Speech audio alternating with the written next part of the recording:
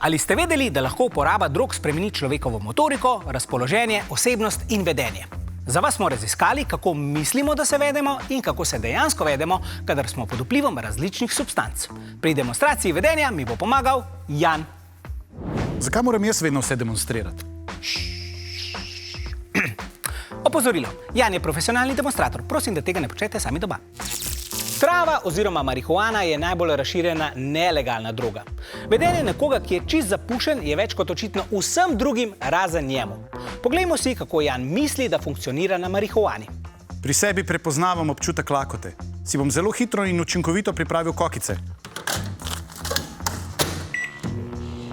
Zdaj pa si poglejmo, kako Jan dejansko funkcionira na marihuani. Wow, kar vrti se. Tako kot zemlja. Razen, če je ta ploščata. Samo se pol tudi vrti. A se jaz vrtim, pa je ona na miru. Wow. Halo? Pod vplivom trave lahko pride do nelogičnih izbruhov smeha, preskakovanja misli in globokih filozofskih izpadov. Tudi do slabe koncentracije, kar onemogoča učenje. Lahko tudi izgubimo občutek za čas, zato ni priporočljivo, da si gremo kuhat kosilo, ker lahko kaj pozabimo na štedilniku. Uporaba prevoznih sredstev zagotovo tudi ni priporočljiva, kot na primer električni skiro. Halucinogene, psihoaktivne ali čudežne gobe so prav tako zelo razširjene. Obstajata dva tipa gob, smejalne in psihedelične. Poglejmo si, kako se Jan obnaša na psihedeličnih gobicah. Končno bom spoznal Božička. Poglejmo si, kako Jan dejansko zgleda na psihedeličnih gobicah. Na psihedeličnih gobicah lahko doživimo privide. Tovrstno stanje lahko postane nevarno, saj lahko recimo misliš, da goriš. Učinek gob lahko traja vse do 8 ur. Predstavljajte si, da imate bad trip in da vam kar 8 ur po nogah lezejo smrtonosne mravlje.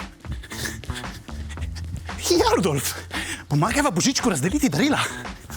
Odsvetovana je seveda tudi vsa uporaba dejanskih ali nevidnih prevoznih sredstev. Tako kot na primer električni skiro. Amfetamini, MDMA, ekstazi. Njihova uporaba privede do povečanega delovanja osrednjega živčnega sistema. Poglejmo si, kakšno je Janovo vedenje pod vplivom MDMA-ja. Ti si tako lepa, kot Timothy Chalamet. Prosim? A ti čutiš ta connection med nama? Kot da sva se povezala na čist drugem nivoju. A ti čutiš, da sva si usojena? Čutam, ja. Moja mama ima vikend v Poreču. A greva? Uporaba MDMA-ja povzroča evforijo, občutek neizmerno dobrega počutja, željo po komuniciranju z drugimi ljudmi in po iskanju telesnega dotika. Boste še vi kar lepo z mano. Ja, jaz grem kamorkoli hočeš s tabo. Bo mami sporočil, da naj jo ne bo v Poreč. Ker smo na MDMA-ju bolj sproščeni in manj pazljivi, je veliko večja verjetnost, da bomo prakticirali spolne odnose brez primerne zaščite. No, v tem primeru te nevarnosti sicer ni. Kinki. A obljubiš, da boš nežna z mano?